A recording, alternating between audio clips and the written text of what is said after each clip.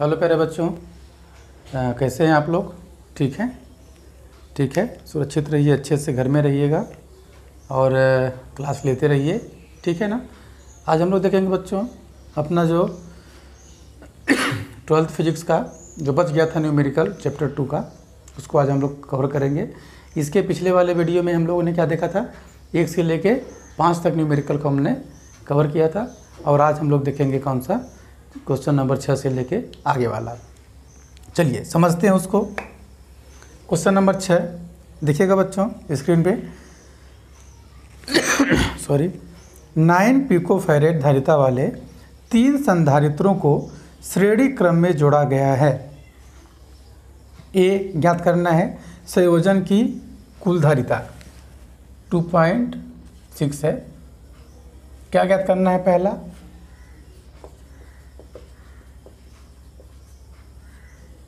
संयोजन की कुल धारिता, ठीक है। और बी में क्या है बच्चों, यदि संयोजन को 120 वोल्ट के संभरण यानी सप्लाई यानी बैटरी से जोड़ दिया जाए तो प्रत्येक संधारित्र पर क्या विभवांतर होगा। तो देखिए इसको समझते हैं हम लोग। 3 संधारित्र हैं, तो पहले इसका अपन लोग डायग्राम बना लेते हैं तो अच्छे से समझ में आएगा। 3 संधारित्र तीनों श्रेणी क्रम में जुड़े हैं, C1, C2, C3। अब तीनों में सेम धारिता है 9 पिकोफैरेड, 9 पिकोफैरेड और 9 पिकोफैरेड, और इसको एक बैटरी यानी कि संभरण से जोड़ दिया गया है। और ये कितना है, कितना है इसका 120 वोल्ट, 120 वोल्ट। तो इसको हमें ज्ञात करना है पहला कुल धारिता। तो कुल धारिता होता है श्रेणी क्रम के लिए कुल धारिता, मान लेते हैं कुल धारिता क्या है, C है, तो 1/C = 1/C1 + 1/C2 + 1/C3 formula होता है।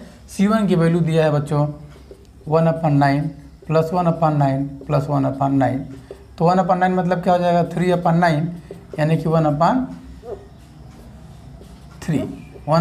यानी 1/C = 1/3, तो C = हो गया 3, चूँकि पिकोफैरेड में है तो हो जाएगा पिकोफैरेड। ये बात समझ में आ गया। तो तुल्य धारिता आ गई हमारी 3 पिकोफैरेड। अब बी, पार्ट बी क्या बोल रहा है बच्चों, देखिए यदि संयोजन को 120 वोल्ट के संभरण से जोड़ दिया जाए तो प्रत्येक संधारित्र पर क्या विभवांतर होगा, प्रत्येक संधारित्र पर क्या विभवांतर होगा। तो बच्चों हम लोग विभवांतर V = जानते हैं क्या, C = कितना होता है Q/V, तो V = क्या हो जाएगा Q/C।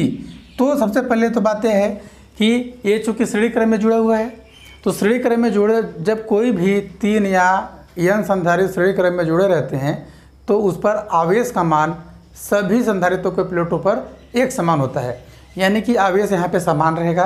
तो पहले हम आवेश निकाल लें और धारिता चूँकि प्रत्येक के लिए पूछा है तो C1, C2, C3 सभी के लिए 9 पिकोफैरेड है, तो C का मान तुम्हें पता है, Q निकालना है। तो हम जानते हैं, यहाँ लिखेंगे चूँकि श्रेणी क्रम में आवेश समान होता है, ये ध्यान देना है आपको, और समांतर क्रम में विभवांतर समान होता है। अतः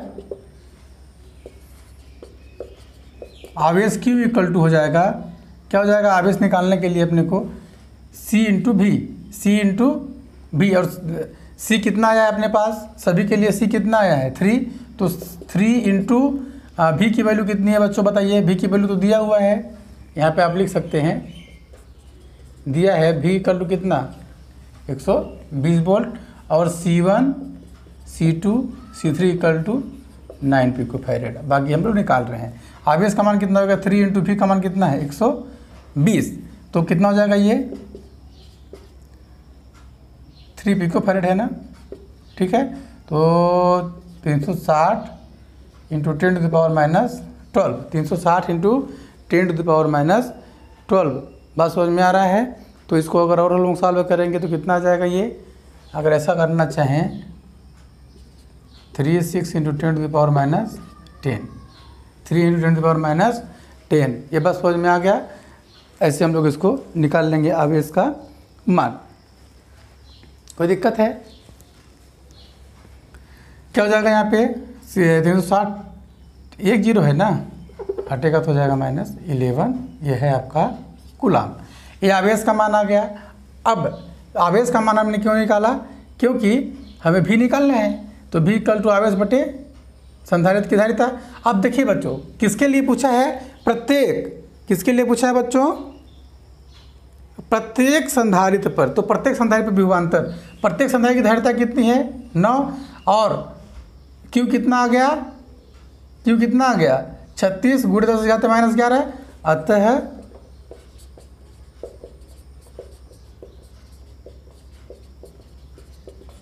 विभवांतर V इक्वल टू हम मान लेते हैं कितना आ जाएगा, V equal to Q/C equal to, Q की वैल्यू कितनी है बच्चों बताइए, आ गया जो हमने निकाला है अभी 10⁻11, और C की वैल्यू कितनी आई है C1 मतलब सभी के लिए C1 C2 सब बराबर है, तो प्रत्येक के लिए पूछा है, तो हम प्रत्येक प्लेट वाला मान यहाँ पे रखेंगे, तो हो जाएगा 9 पिको-फैरेड। कितना हो जाएगा 9 पिको-फैरेड। तो एक हम लोग और आसानी से यहाँ पे कर सकते हैं, यहाँ पे हम लोग ऐसे ही लिखें 360 × 10⁻12। तो अब इसको जब सॉल्व करेंगे तो 360 और यहाँ पे कितना हो जाएगा -12। तो पिको-फैरेड बराबर कितना लिखते हैं हम लोग 360 × 10⁻12 और 9 × 10⁻12। ये कैंसिल हो जाएगा, तो 9 चौक 36, 40 आ जाएगा। क्या आ जाएगा इसका 40 वोल्ट भी की वैल्यू आ जाएगी बच्चों। ये बात आपको समझ में आ गई होगी, ठीक है। अब देखिए अगला क्वेश्चन देखते हैं। अगला क्वेश्चन है, देखिए सेम ऐसे ही इसमें भी दिया है, इसको समांतर क्रम में जोड़ दिया गया है। किसमें जोड़ दिया गया है, समांतर क्रम में। तो देखिए 2 पिको-फैरेड, 3 पिको-फैरेड और 4 पिको-फैरेड धारिता वाले 3 संधारित्र पार्श्व क्रम यानी कि समांतर क्रम में जोड़े गए हैं। तब इसमें भी कुल धारिता निकालना है, समांतर क्रम में जोड़े गए हैं बच्चों। देखिए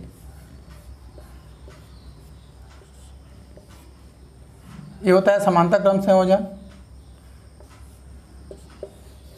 और ये होता है पोटेंशियल। पोटेंशियल कितना है बच्चों, यहाँ पे 100 वोल्ट लिया गया है। ये है आपका C1, तो यह है 2 पिको-फैरेड है, और C2 कितना है 3 पिको-फैरेड है बच्चों, और C3 कितना है 4 पिको-फैरेड दिया है। तो संयोजन की कुल धारिता निकालनी है। तो हम जानते हैं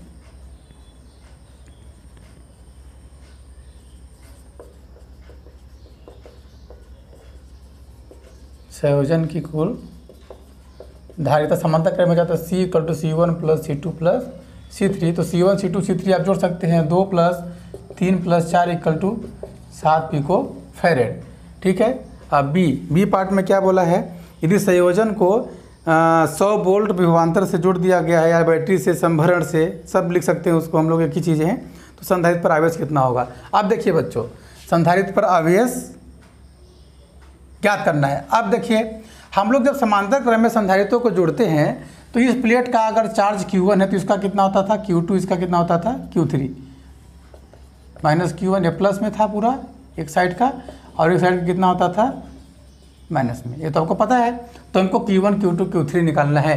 तो हम देख रहे हैं कि सभी के लिए Q1 का मान यहाँ पे सभी के लिए विभव समान होता है समांतर क्रम में। समांतर क्रम में चूंकि दो बिंदुओं के बीच सभी जुड़े हुए हैं, तो C1 C2 C3 के पोटेंशियल डिफरेंस समांतर क्रम में क्या होता है, बराबर होता है। तो V इक्वल टू दिया है कितना 100 वोल्ट सभी के लिए। अब तब C1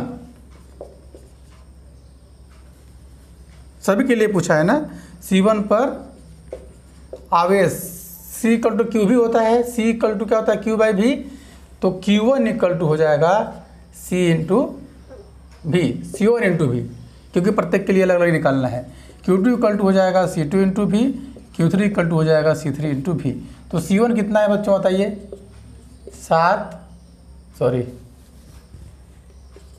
2 पिको फैरेड इंटू कितना V मतलब कितना है 100, तो कितना हो जाएगा ये टोटल 200 पिको फैरेड। पास समझ में आ गया। Q2 इक्वल टू कितना है बच्चों 3 पिको फैरेड इंटू 100 है तो हो जाएगा कितना ये 300 पिको फैरेड। C3 कितना है 3 pico farad into 100 equal to कितना हो जाएगा। अच्छा तीसरा का ये 3 नहीं है बच्चों 4 है तो हो जाएगा 400 पिको फैरेड। ये तीनों के लिए क्या आ गए आवेश का मात्रा निकाल ली हम लोगों ने। ये बात आपको समझ में आ गई होगी। हाँ अब आगे देखते हैं अगला क्वेश्चन।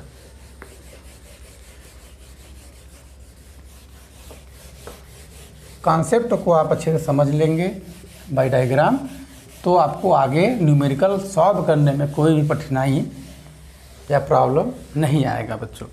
अब अभ्यास हम लोग चल रहे हैं तो इसका कौन सा क्वेश्चन है अगला 2.6 हो गया, 7 हो गया। अब 8th नंबर देखते हैं बच्चों क्वेश्चन में क्या दिया है।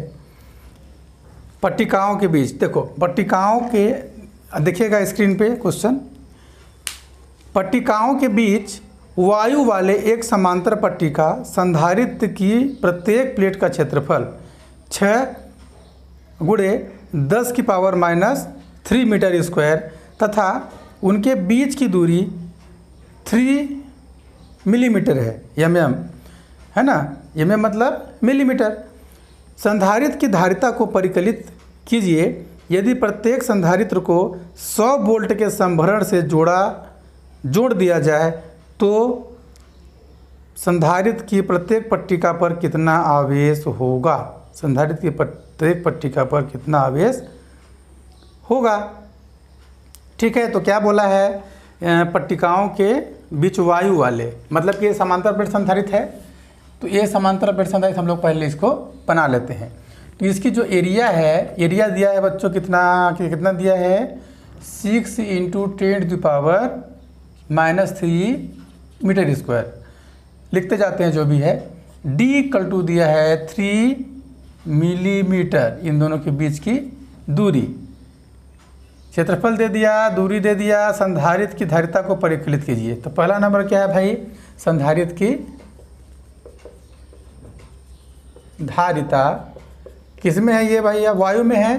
तो वायु अनिर्वात के लिए C0 = कितना होता है बताइए कितना होता है C0 = स्पाइलान 0 A/D। तो स्पाइलान 0 A स्पाइलान का मतलब कितना होता है 8.854 × 10⁻³ कितना होता है। A की वैल्यू कितनी है 10⁻12 और A की वैल्यू कितनी दी है यहाँ पे देखिए 6 × 10⁻³ मिलीमीटर है तो 3 × 10⁻³ मीटर हो जाएगा। ये बात समझ में आ गया। तो इसको हम लोग ऐसे लिख सकते हैं। इसको सॉल्व करिए तो 3 से 1 कट जाएगा 2 आएगा 2 एक समथिंग कितना है 8.85 मतलब 9 के समथिंग में है तो 9 दूना 18 यानी कि 17.7 करके आएगा वैल्यू आपकी 7.7 इंटू 10 पर कितना आ गया बच्चों ये 3 और 3 कैंसिल यानी कि इसको आप लोग लिख सकते हैं समथिंग 18 पिको। इसका मान क्या होता है पिको फैरेड तो इसको पिको फैरेड दे सकते हैं या इसी को लेके चल सकते हैं। ये हो गया संधारित्र की धारिता। अब क्या बोला है यदि इस संधारित्र को 100 वोल्टेज के संभरण मतलब बैटरी से जोड़ देने पर तो संधारित्र की प्रत्येक पट्टिका पर कितना आवेश होगा। तो जो आवेश यहाँ पे अगर प्लस क्यों आवेश है तो यहाँ पे कितना हो जाएगा माइनस क्यों आवेश। अब देखिए बच्चों दिया है V = 100 वोल्ट V = 100 वोल्ट दिया है। तब क्या बोला है प्रत्येक पर आवेश। तो आवेश इक्वल टू क्या होता है इसी फार्मूले से निकालेंगे हम लोग C = Q/V तो Q = CV। तो C का मान कितना है यहाँ पे आया है C मतलब C0 है यहाँ पे तो C0 की वैल्यू कितनी आई है भैया 18 यहाँ पे रखेंगे तो सॉल्व कर लेंगे 18 इंटू कितना है V की वैल्यू 100 तो हो जाएगा कितना ये हो जाएगा आपका आवेश का मान। बात समझ में आ गई। ठीक है या तो चाहो तो 17.7 करके आप लोग इसको सॉल्व कर सकते हैं। पिको फैरेड में आ गया ये वैल्यू। ये हो गया आपका क्या 2 पॉइंट कौन सा क्वेश्चन है ये 2.8। ठीक है तो इसको आप लोग स्क्रीनशॉट ले लीजिए।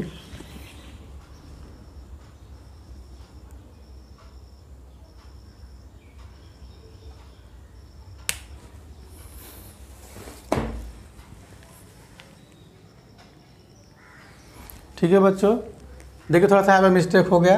क्या होगा यहाँ पे, क्यू की वैल्यू कितनी है, सी की वैल्यू कितनी है बच्चों, 18 पिको फैरेड है ना। यहाँ पे लिखेंगे हम लोग 18 इंटू 10⁻⁻12 और भी की वैल्यू कितनी है, बी की वैल्यू कितनी है 100। जब इसको सॉल्व करेंगे हम लोग तो कितना हो जाएगा, ये 100 मतलब 2 पावर यहाँ पे आएगा तो हो जाएगा 18 इंटू 10⁻⁻10 और जब यहाँ पे निकालेंगे 1.8 इंटू 10⁻⁻9। ये आप याद रखेंगे, ये आ गया क्यू की वैल्यू। अब यही जो क्वेश्चन नंबर 8 है इसी का आगे का पार्ट दिया है क्वेश्चन नंबर 9 में। तो इतना हम लोग इसको ध्यान देंगे कि कितना आ गया चार्ज, 1.8 इंटू 10⁻⁹ कूलम। कोई दिक्कत नहीं है यहाँ तक, ठीक है। अब हम लोग अगला क्वेश्चन देखते हैं, उसके कॉन्सेप्ट पे जाएंगे तब आपको अच्छे से समझ में आएगा। अगला क्वेश्चन क्या दिया है इसको पढ़ लेते हैं।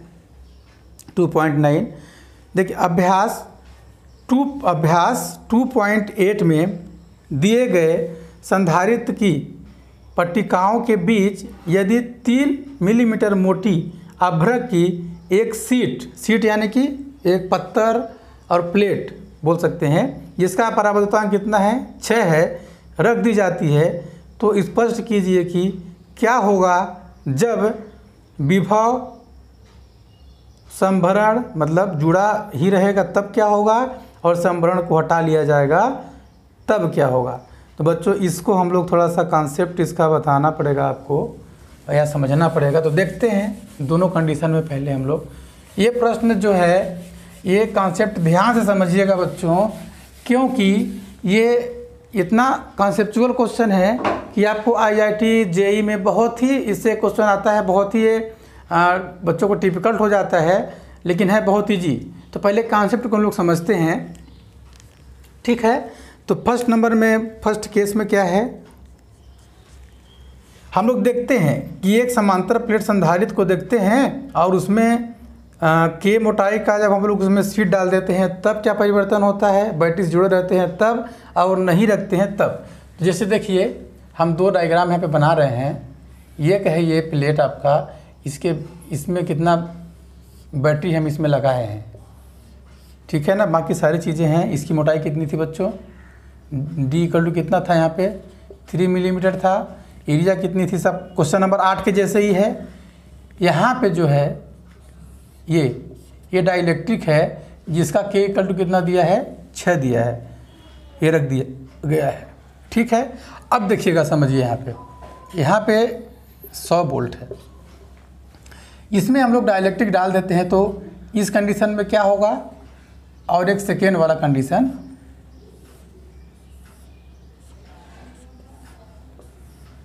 ये बोला है कि जब यहाँ पे बैटरी नहीं है, कुछ नहीं है, तब क्या होगा। ये K = सब वही है, 3 मिलीमीटर डिस्टेंस भी है, एरिया भी कितना दिया है वो जो पहले क्वेश्चन नंबर 8 में वही सब कुछ इसमें दिया हुआ है। तो इसमें आपको समझने के लिए यह है कि फर्स्ट केस ये और सेकेंड केस ये ना है, एक से बैटरी हटा लिया गया, एक में बैटरी को जोड़ दिया गया है। तो बच्चों देखिए, अगर समांतर प्लेट संधारित्र है उसमें डाइलेक्ट्रिक अगर डाल दिया जाता है तो क्या होता है, उसके लिए हमको कितनी क्वांटिटियाँ इसमें ज्ञात करनी पड़ेंगी। सबसे पहला तो देखते हैं हम लोग क्या क्या परिवर्तन होता है। E देखते हैं, V देखते हैं क्या परिवर्तन होगा, ठीक है। Q देखिए क्या परिवर्तन होगा, C देखते हैं क्या परिवर्तन होगा, और इसकी एनर्जी देखते हैं कि कितनी परिवर्तन होगी। ये क्या है पहले कंडीशन में, बात समझिएगा। जबकि बैटरी लगी है और इसके बीच हमने के परावर्तनांक का एक स्लैब डाल दिया गया है, ठीक है ना। हाँ ठीक है, इसकी मोटाई नहीं दिया है, कोई दिक्कत नहीं। तो हमको तो ये कंफर्म पता है कि जैसे ही हम लोग स्लैब डालेंगे दोनों समांतर प्लेटों के बीच में तो क्या होता है बच्चों कि विद्युत क्षेत्र का मान कम हो जाता है। ये हमने पढ़ लिया है, विद्युत क्षेत्र का मान कम होगा तो यानी कि विद्युत क्षेत्र का मान क्या हो जाएगा यहाँ पे कम हो जाएगा। कब? जब हम इसमें स्लैब डालेंगे, ठीक है ना। तो विद्युत क्षेत्र का मान जब कम होगा तो इसके भी जो पोटेंशियल होगा वो भी कम हो जाएगा। कैसे हो जाएगा पोटेंशियल कम? क्योंकि देखिए V इक्वल टू क्या होता है? V equal to E into D. तो E जब कम होगा तो V का मान भी ऑटोमेटिक कम हो ही जाएगा। तो प्रोसेस में क्या लिखेंगे हम लोग, इसका प्रक्रिया क्या हो रहा है? E कम तो V कम हुआ, ठीक है। कब? जब स्लैब हम इसमें डाल दिए। जब V कम हो गया और आवेश का मान इसमें, इसका परिणामी, इसके कारण इसमें माइनस उत्पन्न हुआ, तो आवेश का मान भी यहाँ पे क्या हो जाएगा? क्या होगा यहाँ पे? आवेश का मान में कोई परिवर्तन आएगा कि नहीं आएगा? क्योंकि यहाँ पे बैटरी लगा हुआ है। अब देखिए कुछ आवेश इसको दिया तो इसमें इंडक्शन के थ्रू इधर की ओर माइनस, इधर की ओर प्लस हो जाता है।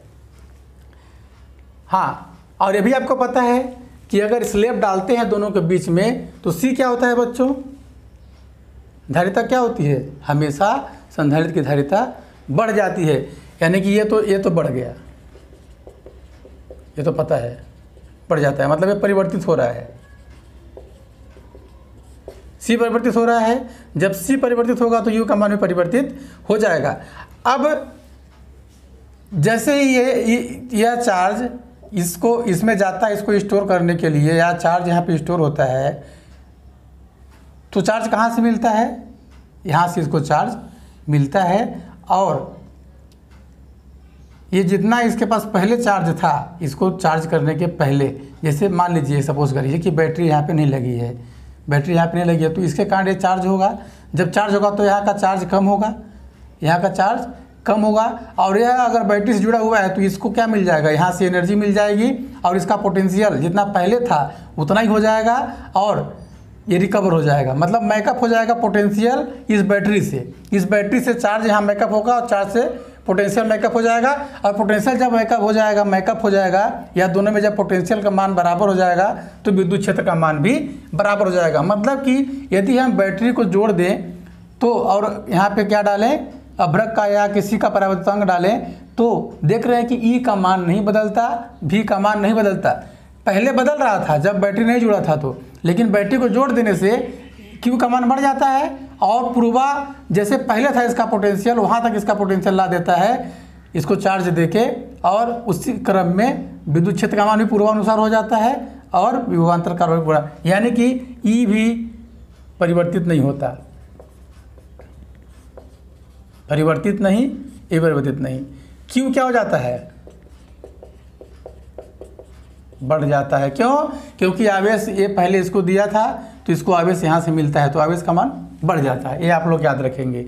जब देखिए बच्चों यहाँ पे एक चीज़ और, आवेश का मान यहाँ पे जब बढ़ जाता है और C का मान भी बढ़ रहा है तो U इक्वल टू होता है हाफ CV स्क्वायर। क्या होता है? Half CV square. और क्या होता है?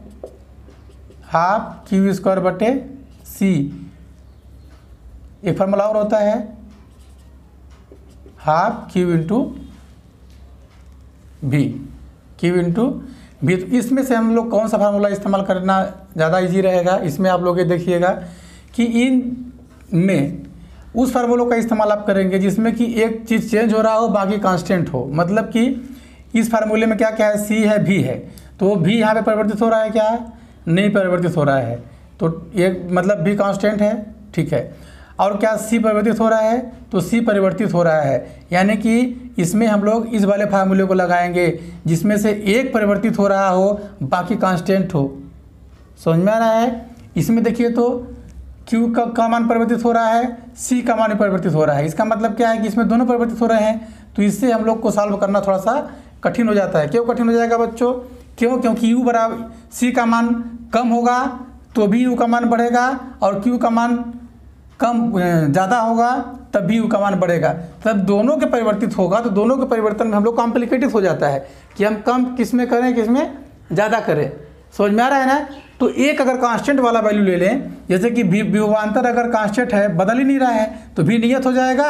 C परिवर्तित हो रहा है तो हम देख सकते हैं कि एक नियत है, तो एक के द्वारा ही हम बता सकते हैं कि चूंकि C बढ़ रहा है अतः U का मान भी बढ़ेगा। तो आप इसको इस्तेमाल यहाँ पे कर सकते हैं या इसको कर सकते हैं। क्यों? क्योंकि इसमें भी देखिए V कांस्टेंट है, Q बढ़ जाता है, यानी Q परिवर्तित हो रहा है, ये भी परिवर्तित हो रहा है। यानी कि क्या बदल रहा है? Q परिवर्तित हो रहा है और C, बात समझ में आ रहा है? Q परिवर्तित हो रहा है और C। तो पहला कंडीशन में हम लोग निकालेंगे आवेश, जो परिवर्तित हो रहा है उसको निकाल लेंगे।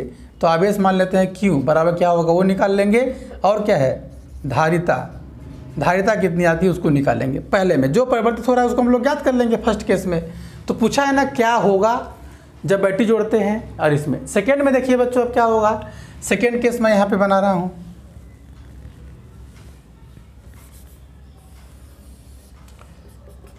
समझने कॉन्सेप्ट ही समझना। इसमें भी हम लोग देखते हैं E V Q C U। अब देखिए जब यहाँ पे बैटरी को हटा लिया जाता है, जब यहाँ पे बैटरी को हटा लिया जाता है तब क्या परिवर्तित होगा? इसको आवेश की मात्रा मिलेगी नहीं, बैटरी का डिस्कनेक्ट हो गया, आवेश मिलेगा नहीं, और E का मान भी क्या होगा? कम होगा, तो V का मान भी ऑटोमेटिक यहाँ पे कम हो जाएगा। तो यहाँ पे सबसे पहला तो ये है कि यदि हम स्लैब डालते हैं तो संधारित्र बढ़ता है, तो ये तो परिवर्तित हो रहा है।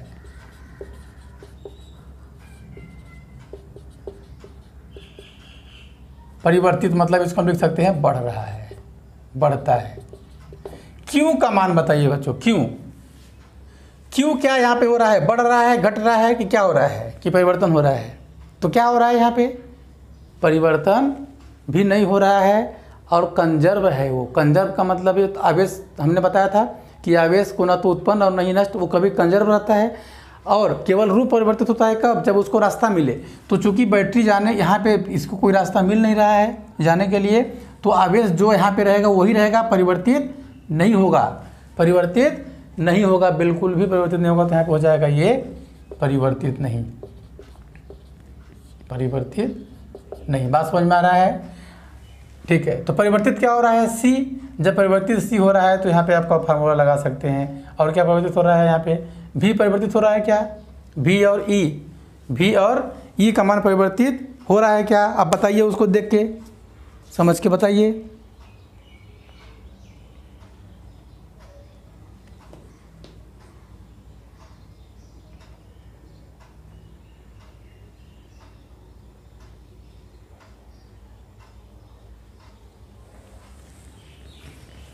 देखिए बदल रहा है क्या? E का मान कम हो जाएगा बच्चों। कैसे E का मान कम हो जाएगा? क्योंकि इसमें आवेश की मात्रा फिक्स है, आवेश की मात्रा यहाँ पे फिक्स है, और आवेश जैसे ही हम लोग डाइलेक्ट्रिक डालते हैं तो ये तो पता है आपको कि विद्युत क्षेत्र का मान कम हो जाता है, और जैसे ही विद्युत क्षेत्र का मान कम हो जाता है तो पोटेंशियल भी कम हो जाएगा। तो ये क्या हो जाएगा? परिवर्तित। बात समझ में आ रहा है? परिवर्तित मतलब कम, ये भी परिवर्तित हो जाएगा, ये भी कम हो जाएगा। जब E कम हो गया तो परिवर्तित ये भी कम हो जाएगा। क्यों हो जाएगा बच्चों? देखिए इसमें ये कम क्यों हो रहा है? E इसलिए हो रहा है क्योंकि बैटरी तो यहाँ पे है नहीं। यहाँ पे बैटरी लगा था तो E का मान को क्या कर देता था? वो परिवर्तित नहीं होने देता था, परिवर्तित नहीं होने देता था। मतलब कि अगर यहाँ पे जब हम लोग वोल्टेज थे इसको चार्ज, जब यहाँ पे हम लोग संभरण लगा ही लिए हैं तो यहाँ से चार्ज यहाँ पे जाता था, तो पहले तो इसको डालने पे E का मान कम होता ही था, लेकिन जैसे यहाँ से चार्ज आता था तो E का मान पूर्वानुसार हो जाता था। लेकिन यहाँ पे बैटरी जब है ही नहीं तो उसको पूर्वानुमान बैकअप करने के लिए कोई भी संभरण है ही नहीं, तो E भी कम हो जाएगा, V भी कम हो जाएगा, Q परिवर्तित नहीं होगा, ये परिवर्तित होंगे, ये परिवर्तित होगा। तब देखिए इसमें हम लोग 3 फार्मूले हैं, कौन कौन सा? 1/2 CV² और 1/2 Q²/2 होता है, सॉरी Q²/C, और क्या होता है? 1/2 QV, इतना ही ना होता है। अब इसमें से देखिए बच्चों कौन सा हम लोग फार्मूला लगाएंगे। एक कांस्टेंट देखना है, बाकी कांस्टेंट रहे, एक बदलता रहे। इसमें C परिवर्तित हो रहा है और V भी क्या हो रहा है? V भी परिवर्तित हो रहा है, इसलिए हम इसको नहीं लगाएंगे। इसमें देखिए आवेश परिवर्तित हो रहा है क्या? परिवर्तित नहीं हो रहा है, और C परिवर्तित हो रहा है, यानी कि हम ये फार्मूला लगाएंगे। ये कॉन्सेप्ट आप हमेशा याद रखेंगे। तो परिवर्तित क्या हो रहा है इसमें? देखिए E परिवर्तित हो रहा है, V परिवर्तित हो रहा है, यानी कि और क्या हो रहा है? परिवर्तित बस। तो यहाँ पे हम लोग भी निकाल लेंगे। क्या निकाल लेंगे? भी। इस कंडीशन में हम लोग निकालेंगे क्या? भी कितना निकलेगा। तो बात समझ में आ रहा है बच्चों? तो देखिए इसमें देख लेते हैं, आवेश का मान निकालिए। यहाँ आवेश कैसे निकलेगा? आवेश का मान किस प्रकार से निकलेगा? प्रश्न को फिर से आप लोग एक बार गौर से समझिए। आवेश कितना दिया है? आवेश का मान कितना आवेश होगा इसमें भाई? आवेश क्या हो रहा है इसमें? आवेश का मान बढ़ जाता है ना। ठीक है, बढ़ तो जाता है। तो आवेश इक्वल टू क्या होता है बताइए? कितना बढ़ेगा उसका मान निकाल लेते हैं। आवेश इक्वल टू कितना होता है? Q इक्वल टू सी भी। तो यहाँ पर हो जाएगा C और V। C और V। तो C कितना था हम लोग निकाल चुके हैं ना? नहीं निकाले हैं C की वैल्यू। तो C की वैल्यू पहले निकालते हैं बच्चों। किसके लिए? परावैद्युतांक माध्यम के लिए। तो ये मिटा दूं मैं, मिटा देते हैं।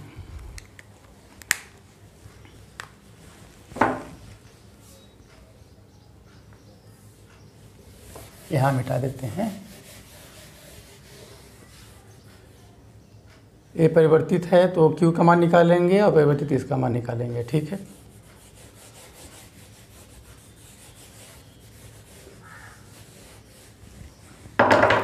तो पहले C निकाल लेते हैं अपन लोग। C 0 था उधर, ये यहाँ पे क्या आ जाएगा आपका? C 0 उधर था, ये हो जाएगा C इक्वल टू होता है K इंटू C0। तो K का मान आता है 6 और C0 का मान कितना था जो क्वेश्चन नंबर 8 में आया था बच्चों? उसको देख लीजिए। क्वेश्चन नंबर 8 में कितना आया था? C का मान कितना आया था? 18 पिको फैरेड। तो हो जाएगा ये कितना? 18 इंटू 10 टू द पावर -12 इतना आया था। तो कितना हो गया इसकी value? 108 into 10 to the power -12 है। समझ में आ रहा है? या C इक्वल टू हो जाएगा 108 पिको फैरेड। इसको भी लिख सकते हैं, इसको भी लिख सकते हैं। ये C की वैल्यू आ गई। तब आवेश कितना था? पहले कितना था देखो भाई, पहले कितना था? 18 पिको फैरेड था, अब 108 पिको फैरेड हो गया। तो बढ़ा कि नहीं बढ़ा? जो मैंने अभी बताया था आपको। आवेश कितना है? आवेश Q इक्वल टू कितना हो जाएगा? Q इक्वल टू होता है C इंटू भी। तो C कितना आ गया है? 108 इंटू भी का मान कितना है? 100। तो कितना हो जाएगा ये कितना था? 108 into 10 to the power -12 into 100। तो कितना हो जाएगा ये? 108 इंटू 10 टू द पावर -10 या 108 ऐसा कर देंगे 2 पॉइंट के बाद 08 इंटू कितना? 10 टू द पावर कितना हो जाएगा बच्चों यहाँ पे? -9। बात समझ में आया? ये हो गया आपका चार्ज। ये कितना हो गया? चार्ज आ गया, फर्स्ट कंडीशन वाला आ गया। ये बात समझ में आई? ठीक है, तो आवेश का मान भी क्या होता था? कम हो जाता था। कैसे पता चला कम हो जाता था? क्वेश्चन नंबर 8 में Q का मान कितना आया था बच्चों? देखिए, याद नहीं है कितना आया था क्वेश्चन नंबर 8 में? क्वेश्चन नंबर 8 में Q का मान आया था, यहाँ पे आया था क्वेश्चन नंबर 8 में 1.8 इंटू 10 टू द पावर -8। तो Q का मान क्या हो रहा है यहाँ पे? घट रहा है कि नहीं घट रहा है? देखिए, या परिवर्तित इतना आया। बात समझ में आया ना? पहले कितना आया था क्वेश्चन नंबर 8 में? -8 आया था। अब देखिए आगे, ये हो गया आपका, निकाल लिए हम लोग Q और B। अब इसमें इस कंडीशन में देखिए क्या क्या परिवर्तित हो रहा था हमारा? परिवर्तित नहीं है Q, तो Q जितना यहाँ आया है उतना यहाँ पे भी Q का मान होगा, क्योंकि परिवर्तित नहीं हो रहा है। जितना यहाँ पे होगा उतना ही यहाँ पे भी हो जाएगा। कितना? 1.08 इंटू 10 टू द पावर -9, क्योंकि ये तो परिवर्तित होता नहीं है सेकेंड केस में। ठीक है ना? और क्या परिवर्तित हो रहा है? C हो गया, कोई दिक्कत नहीं। C का मान आप परिवर्तित बढ़ रहा है तो C इक्वल टू निकाल लीजिए। क्या होता है C इक्वल टू? यहाँ पे C इक्वल टू यहाँ पे देखो, वही कंडीशन यहाँ पे भी आ जाएगा। बात समझ में आ रहा है? तो हमने Q निकाल लिया और यही आपका आंसर है। एक्चुअली उस क्वेश्चन में बताना था कि जब समांतर प्लेट संधारित्र है उसमें हम एक स्लेब डालते हैं, परावैद्युतांक डालते हैं, तो क्या होता है जब हम बैटरी जोड़ते हैं और क्या होता है जब हम बैटरी नहीं जोड़ते हैं। तो जो मैंने कॉन्सेप्ट बताया वही होता है, और निकालना है तो आप ऐसे निकाल भी सकते हैं, केवल बताना है उसमें। बात समझ में आ गया? ये है आपका क्वेश्चन नंबर 9। कॉन्सेप्चुअल है बच्चों, अच्छे से समझ लीजिएगा उसको फिर से। अब दोबारा हम लोग देखते हैं क्वेश्चन नंबर 10।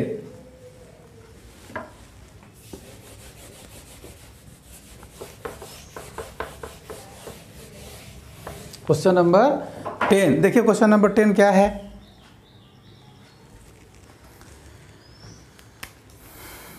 12 पिकोफैरेड का एक संधारित्र 50 वोल्ट की बैटरी से जुड़ा है। संधारित्र में कितनी स्थिर विद्युत ऊर्जा संचित होगी? कितनी स्थिर विद्युत ऊर्जा संचित होगी, इसको आपको उसमें बताना है। तो क्या होगा ये बताइए, क्या क्या दिया है उसको समझते हैं। दिया है 12 पिकोफैरेड का एक संधारित्र है और ये जुड़ा हुआ है किससे? 50 वोल्ट के बैटरी से जुड़ा हुआ है। ये संधारित्र कितना है? 12 पिकोफैरेड की संधारित्र है। तो इसके अंदर कितनी स्थिर विद्युत ऊर्जा संचित होगी, यानी कि दिया है C = दिया है 12 पिकोफैरेड और क्या दिया है V = दिया है 50 वोल्ट। तो ऊर्जा होता है कितना होता है ऊर्जा बताइए? स्थिर विद्युत ऊर्जा U = कितना होता है? Half CV²। तो हाफ C की वैल्यू रखिए 12 इंटू V का मान कितना है? 50 इंटू 50। तो इसको आप लोग सॉल्व कर लेंगे तो कितना आ जाएगा? 25 चक्का 150। समझ में आ रहा है बात? 1.150 जूल। सही किया हूँ क्या? मतलब कितना? 25 6 पंचे 30 और 6 दूना 12 12 3 15। तो हो जाएगा 150 6 5 इंटू 5 तो हो जाएगा 150। 800 हो जाएगा बच्चों, ठीक है। तो इसको लिख सकते हैं 1.5 इंटू 10⁴